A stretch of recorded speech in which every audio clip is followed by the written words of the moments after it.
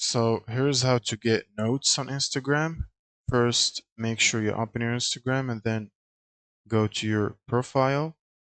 If your account is not already a professional account type, which is required for this to work, you can click on your profile logo. On the top right, click on the settings and activity menu. Then scroll down and look for account type, and then press switch account and then switch to a professional account, and then follow the steps along to turn your account into a professional account, which is completely free.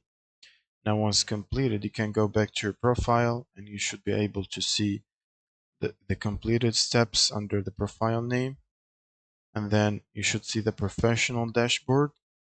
And then after that, you should be able to share notes. You can simply go to homepage, messages, and then you should be able to see what's new or share a note on top of your profile picture. You can simply click on it, and then you can either share a new note or see the existing note you've shared.